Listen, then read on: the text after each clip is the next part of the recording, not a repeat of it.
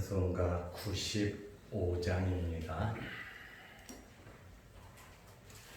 찬송가 95장. 나의 기쁨 나의 소망 되시며 나의 생명이 되신 주 밤낮 불러서 찬송을 드려도 늘 아신 마음 뿐일세. 나의 사모하는 선한 목자는 어느 꽃다운 동산에 양의 무리와 늘 함께 가셔서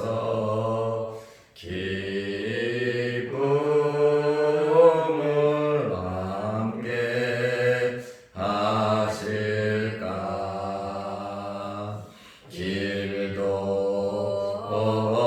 없이 거친 넓은 들에서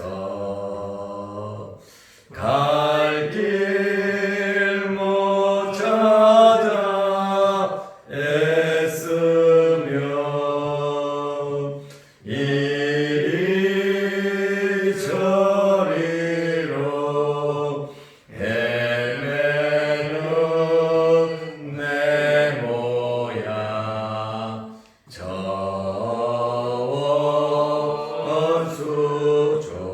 저원수조로 하도다. 주의 자비롭고 화평한 얼굴 모든 전사도 반기며 주의 놀라운 진리의 말씀에 전지가 와닿아도다.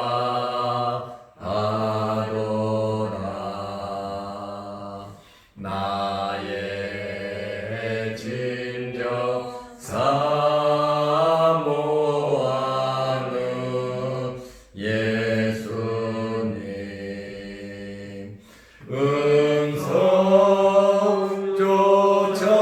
음성조차도 안 갖고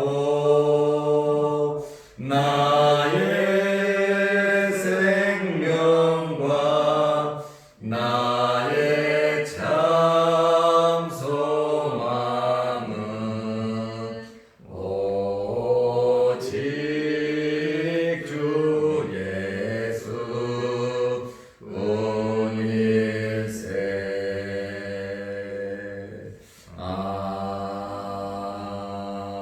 아멘. 사도신경으로 우리의 신앙을 고백하겠습니다. 전능하사 천지를 만드신 하나님 아버지를 내가 믿사오며 그 외아들 우리 주 예수 그리스도를 믿사오니 이는 성령으로 잉태하사 동정녀 마리아에게 하시고 본디오 빌라도에게 고난을 받으사 십자가에 못 박혀 죽으시고 장사한 지 사흘 만에 죽은 자 가운데서 다시 살아나시며 하늘에 오르사 전능하신 하나님 우편에 앉아 계시다. 저리로서 산자와 죽은 자를 심판하러 오시리라. 성령을 믿사오며 거룩한 공회와 성도가 서로 교통하는 것과 죄를 사하여 주시는 것과 몸이 다시 사는 것과 영원히 사는 것을 믿사옵나이다. 아멘. 하나님의 말씀 에베소서 3장 1절에서 6절 말씀까지 보겠습니다. 이러므로 그리스도 예수의 일로 너희 이방인을 위하여 갇힌 자 된 나 바울이 말하거니와 너희를 위하여 내게 주신 하나님의 그 은혜의 경륜을 너희가 들었을 터이라.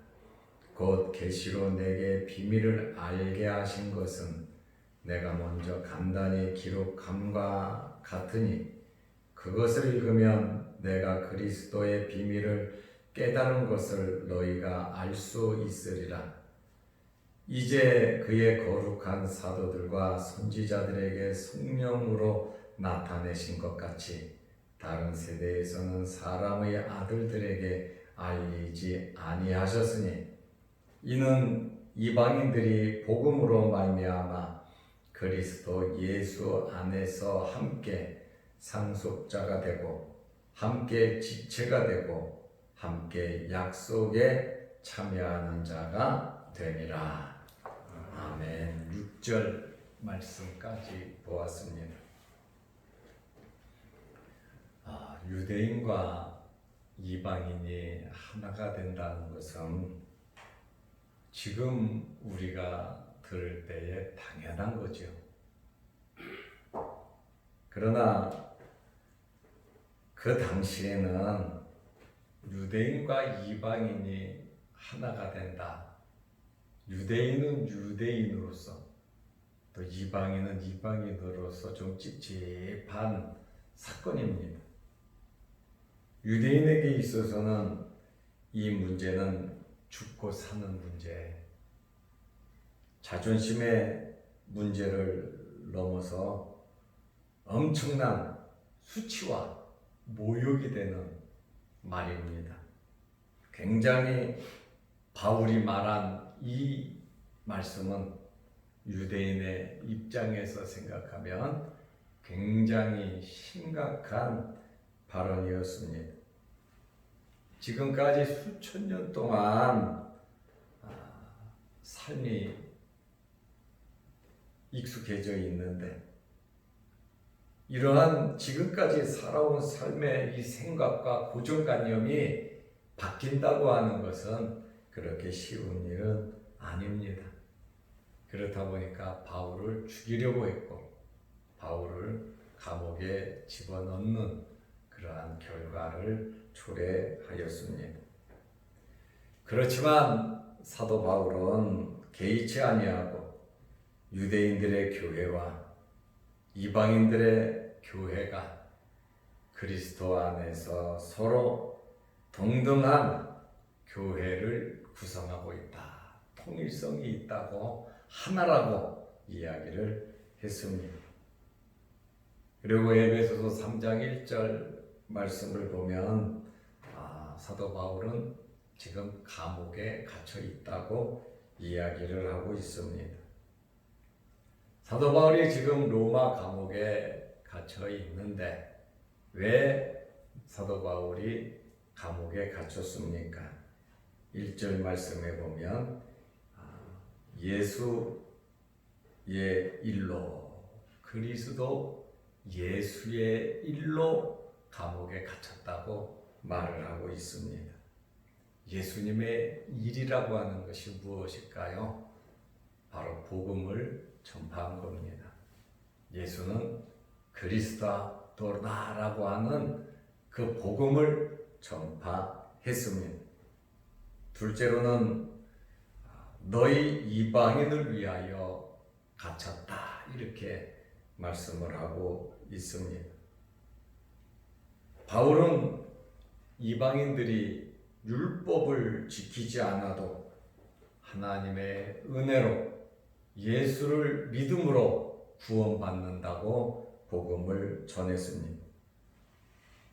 이러한 구원의 진리, 복음을 전하다가 율법주의자들이 분노하여 바울을 예루살렘에서부터 가두었다가 로마까지 잡혀가게 된 것입니다. 이렇게 바울이 감옥에 갇힌 것을 보니까 예수의 일로 사도라는 이야기죠. 그리고 특별히 너희 이방인을 위하여 그런 것을 보니까 바울은 사도는 사도인데 이방인의 사도인 것을 우리가 알 수 있습니다. 그러면 사도 바울을 이방인의 사도로 세운 것은 에베소 3장 2절 말씀에 보니까 너희를 위하여 내게 주신 하나님의 그 은혜의 경륜이다 이렇게 말씀하고 있습니다. 바울이 이방인의 사도가 된 것은 하나님의 은혜라고 말을 하고 있습니다. 그리고 하나님께서 이미 계획하고 계셨던 일이다. 하나님께서 계획하셨다라고 하는 그것을 경륜이라고 합니다. 오이코노미안이라고 하는 단어인데 하나님께서 계획을 가지고 계셨다는 거예요. 무엇을요? 사도 바울을 이방인의 사도로 택했다고 하는 그러한 계획, 하나님의 경륜이 있었다고 하는 말입니다. 그런데 바울은 어떤 사람이었습니까? 스데반 집사를 돌로 쳐 죽이고 교회를 핍박하고 얼마나 열심히 교회를 박해했는지 모릅니다. 하나님께서 바울을 쓰려고 계획을 갖고 계셨잖아요. 참 놀라운 이 비밀스러운 계획을 갖고 계셨는데 이 바울은 하나님의 계획과 반대되는 일을 열심히 했다라고 하는 그러한 말씀입니다. 그 먼 다메섹까지 예수 믿는 사람들을 잡으러 갔습니다. 누가 시키지도 않았습니다. 또 바울이 자기가 해야 할 일도 아닙니다. 월급도 주지 않습니다. 직업도 아닙니다. 그럼에도 불구하고 하나님을 믿는 열심이 이건 줄 알고 예수 믿는 사람을 잡아 죽이고 예수 믿는 사람을 감옥에 넣고 교회를 없애는 것이 하나님의 뜻인 줄 알고 하나님을 믿는 열심이 이렇게 나타났다는 말입니다. 거꾸로지요. 정말 하나님을 모르고 제대로 하나님을 발견하지 못하고 하나님을 열심히 믿는다는 것이 하나님의 마음을 아프게 하는 것이었다. 그 말입니다. 예루살렘에서 다메섹까지의 거리가 240km입니다. 서울에서 속초까지의 거리예요.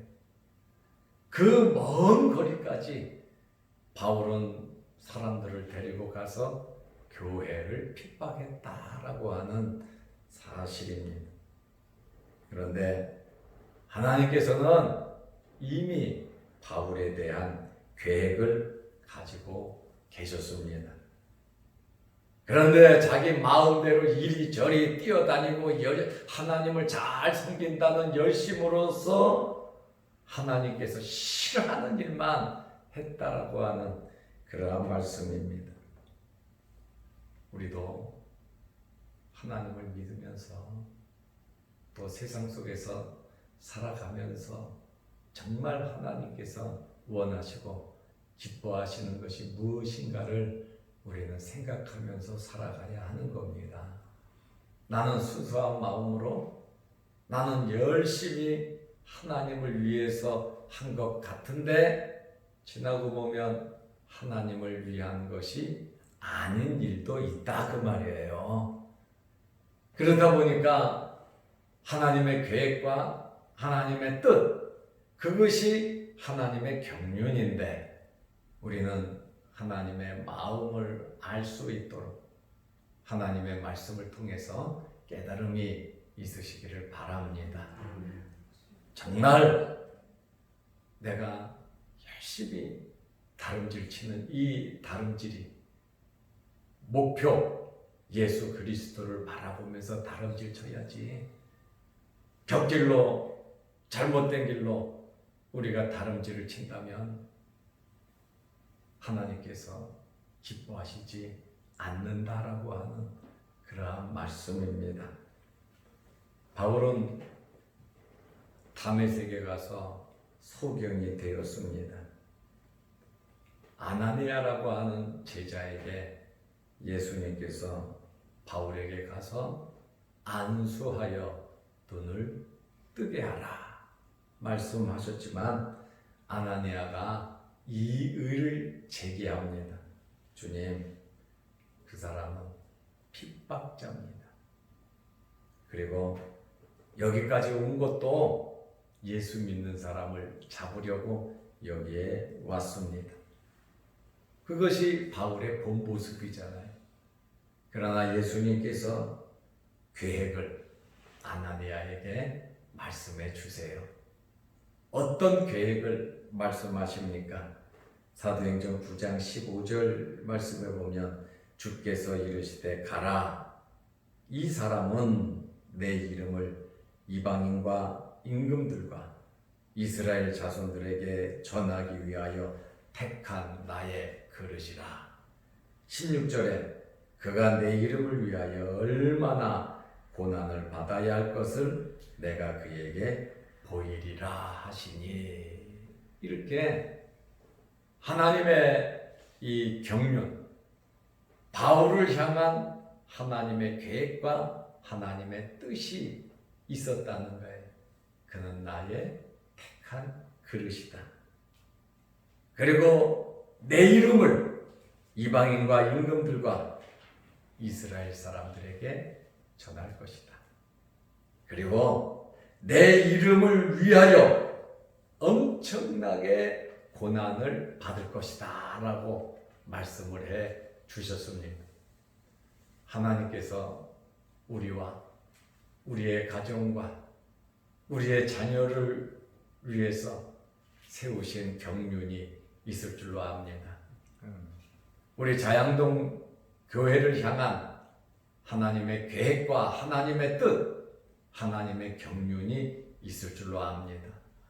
우리는 하나님의 그 깊고 오묘한 그 경륜을 깨닫고 하나님의 뜻과 일치된 그러한 삶을 살아가야 하는 것입니다. 우리는 하나님의 경륜을 잘 모를 때가 참 많습니다. 당장 어렵고 힘들다고 눈물과 고통으로 밤을 지새울 때도 있습니다. 그러나 하나님께서는 우리에게 좋게 해 주실 것이고 하나님의 뜻을 이루실 것입니다. 그러므로 합력하여 선을 이루시는 하나님을 바라보면서 지금 우리가 당하고 있는 크고 작은 어려운 모든 문제를 믿음으로 또 영적인 눈을 뜨고 하나님의 뜻을 찾아가시기를 바랍니다. 바울은 다메섹 도상에서 예수님을 만나고 식음을 전폐하며 금식을 하면서 많은 계시를 받았습니다.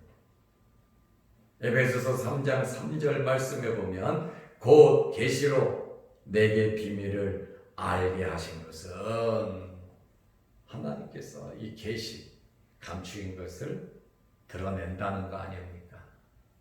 바울에게 계시를 줘서 그 비밀을 내가 너를 부른 이유와 목적을 바울에게 알게 하셨고 모르던 하나님의 말씀을 정말 구약 성경에서 예수 그리스도를 발견하지 못했는데 바울은 예수님을 만남으로 구약 성경의 여러 가지 말씀들이 한 번에 다 해결이 되었다라고 하는 말이에요.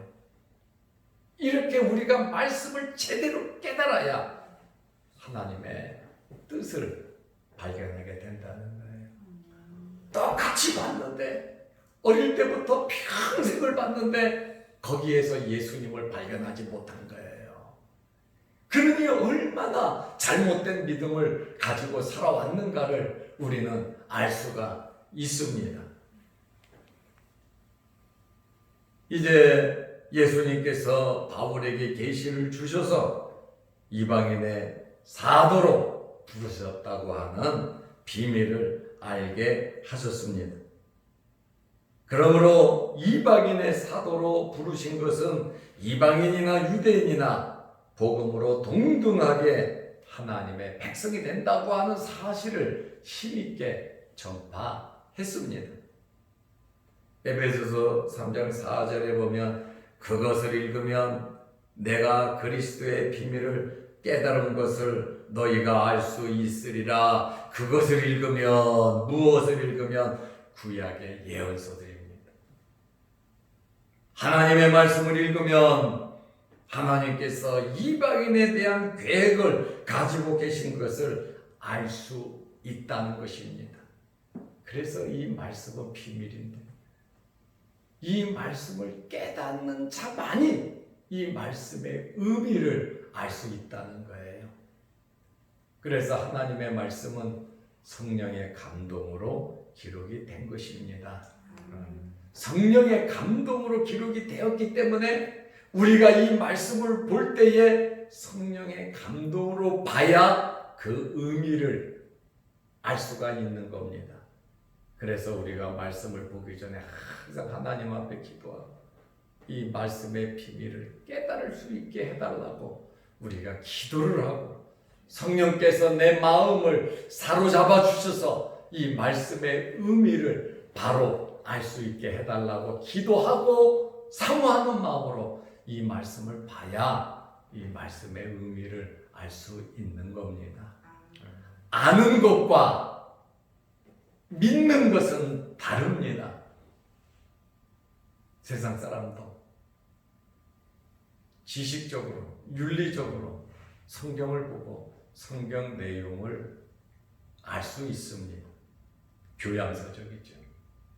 그러나 우리에게는 이 하나님의 말씀이 생명이고 이 하나님의 말씀이 능력이란 말입니다. 그렇기 때문에 성령의 감동이 없는 말씀은 우리에게 아무런 효용과 역사가 나타나지 않는단 말입니다. 그러니까 우리가 성령의 감동으로 기록된 이 말씀을, 성령의 감동으로 이 말씀을 보면 유무식을 떠나서 히브리어를 알고 헬라어를 알고 모르고 그거를 떠나서 하나님께서 진정한 의미를 우리에게 깨닫게 하여 주신다고 하는 그러한 말씀입니다. 바울과 바울의 선생들, 율법 박사들, 바리새인들 얼마나 이 말씀을 많이 보는지 몰라요. 평생 동안 말씀을 보고 자란 사람들입니다. 평생을 보고 말씀대로 산다고 살았는데 말씀의 의미는 깨닫지 못했다는 거예요. 그러니까 정말 불쌍한 것이죠. 수박 겉핥기라 그럴까요? 수박을 먹어야지, 안에 있는 걸 먹어야지 겉에 거만 핥아가지고 되겠냐, 그 말씀입니다. 그것을 읽으면, 구약의 예언서를 읽으면 하나님께서 이방인에 대한 계획을 가진 것을 알 수 있다고 바울은 말합니다. 이것이 바울이 말하는 그리스도의 비밀을 깨달았다는 거예요. 이미 구약 성경에 예수님에 대해서 밝히 말씀하고 있는데 그것을 모르고 딴 길로 열심히 달려갔다는 이야기죠. 그러므로 구약 성경은 예수님에 대한 말씀입니다. 요한복음 5장 39절 말씀에 보면 너희가 성경에서 영생을 얻는 줄 생각하고 성경을 연구하거니와 이 성경이 곧 내게 대하여 증언하는 것이니라. 그러니까 영생을 얻으려고 성경을 봤다면 예수 그리스도를 발견하는 것이 정답입니다. 그러나 도무지 예수님을 발견하지 못했으니 영생과는 거리가 멀어졌다는 말씀이지요. 그러므로 성경을 통하여 하나님의 경륜을 우리가 알 수 있는 것입니다. 에베소서 3장 5절에 보면 이제 그의 거룩한 사도들과 선지자들에게 성령으로 나타내신 것 같이 다른 세대에서는 사람의 아들들에게 알리지 아니하셨으니, 이방인들이 하나님의 백성이 된다고 하는 이 비밀은 사도들과 선지자들을 통하여 성령께서 알게 하셨으나 구약시대의 많은 사람들은 이해하지 못했다라는 말씀입니다. 이제 바울을 통하여 하나님께서 이 복음을 이방인들에게 전하게 하셔서 이방인도 구원받는 하나님의 자녀요 천국 백성이요 교회임을 증거하고 있습니다. 에베소서 3장 6절 말씀에 보면 이는 이방인들이 복음으로 말미암아, 이방인들이 율법이 아닙니다. 할례가 아닙니다. 절기가 아닙니다. 복음으로 말미암아. 복음은 뭡니까? 예수 그리스도입니다. 예수 그리스도의 십자가와 부활이, 그것이 바로 복음입니다. 복음으로 말미암아 그리스도 예수 안에서, 여기 함께라고 하는 말이 6절에 3번 나옵니다. 함께 상속자가 되고 함께 지체가 되고 함께 약속에 참여하는 자가 되리라. 복음으로 말미암아 예수 그리스도 안에서 함께 상속자가 된다. 하나님의 자녀죠. 유업을, 천국을 유업으로 이을 자가 된다는 것이고, 함께 지체가 된다. 예수 그리스도께서 교회의 머리가 되고 예수 그리스도께서 교회의 몸이 되시고 예수 그리스도를 통하여 연결된 지체, 주님과 함께 이방인이든 유대인이든 그거 가리지 않고 주님과 함께 연결된 지체라고 이야기하고 있습니다. 함께 약속에 참여한 자가 되었다. 구원에 참여한 자가 되었다고 하는 그러한 말씀입니다. 하나님의 크신 계획이죠. 이것이 하나님의 경륜입니다. 이방인들도 하나님의 백성이 될 수 있다고 하는 하나님의 계획 속에서 이루어졌다고 하는 말씀입니다. 하나님께서 이 계획을 이루시기 위하여 사도 바울을 부르시고 이방인의 사도로 부르셔서 사도 바울을 통하여 이방인들이 예수를 믿을 수 있도록 놀라운 일을 이루어 주셨다고 하는 말씀입니다. 오늘 우리는 하나님의 뜻, 하나님의 계획, 하나님의 경륜, 하나님께서 우리를 부르셨을 때는 무슨 계획과 뜻과 하나님의 경륜이 있지 않겠습니까? 우리를 지금 이 자리에 오게 하신 것은 우리를 통한 앞으로의 하나님의 경륜이 있다는 겁니다. 그러므로 우리 남은 생애 동안 하나님의 놀라운 경륜을 발견하고 이루어드리는 저와 여러분들이 되시기를 바랍니다. 기도하겠습니다. 거룩하신 아버지 하나님, 오늘도 이 새벽에 우리를 일깨워 주시고 아버지의 전으로 불러주심을 감사합니다. 예수 그리스도의 일과 이방인들을 위하여 바울은 감옥에 갇혔다고 말하고 있습니다.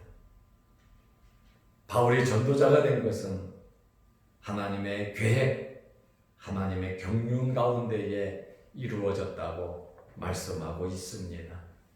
그가 엄청난 핍박자였고 하나님의 마음을 아프게 했고 하나님의 뜻과는 반대로 살아갔지만 하나님의 뜻은 그를 불렀고 부르셨고 그를 통하여 놀라운 일을 이루신 것을 우리가 잘 압니다. 하나님께서 바울을 부르듯이 우리를 불러주셨습니다. 하나님의 구원 계획 안에 우리를 세워주셨사오니 지금까지도 하나님께서 우리에게 역사해 주셨고 우리의 남은 생에 우리와 우리 자녀와 우리 자손들이 하나님의 거룩하신 뜻을 잘 이루어 드릴 수 있는 저희들이 되게 하시고 믿음의 가문, 신앙의 가문들이 다 되게 하여 주옵소서. 하나님의 말씀을 통하여 예수 그리스도를 발견하는 신령한 눈이 열리게 하여 주옵소서. 예수를 발견하지 못하여 이렇게 핍박자가 되고 교회를 박해하는 자가 되었던 바울을 생각해 봅니다. 주님, 성령으로 감동된 하나님의 말씀을 우리에게도 감동을 주셔서 하나님의 말씀의 의미를 바로 깨닫게 하여 주시옵소서. 오늘 주말입니다. 내일 거룩한 주일을 잘 예비할 수 있는 하루가 되게 하시고 창립 35주년을 맞이하는 자양동 교회부에도 복을 내리시고 우리 교회 모든 성도들에게 계획을 가지고 계신 하나님께서 아름답게 하나님의 뜻을 이루어 주옵소서. 오늘도 이 새벽에 주님 만나는 시간 되게 하시고 여러 가지 기도 제목으로 하나님 아버지께 기도드릴 때에 하늘문이 열리게 하시고 응답받는 시간 되게 하옵소서. 예수님의 이름으로 기도드리옵나이다. 아멘. 하늘에 계신 우리 아버지여, 이름이 거룩히 여김을 받으시오며 나라의 마옵시며 뜻이 하늘에서 이룬 것 같이 땅에서도 이루어지이다. 오늘날 우리에게 일용할 양식을 주옵시고 우리가 우리에게 죄 지은 자를 사하여 준 것 같이 우리 죄를 사하여 주옵시고 우리를 시험에 들게 하지 마옵시고 다만 악에서 구하옵소서. 대개의 나라와 권세와 영광이 아버지께 영원히 쌓옵나이다. 아멘. 자유로 기도하시기 바랍니다.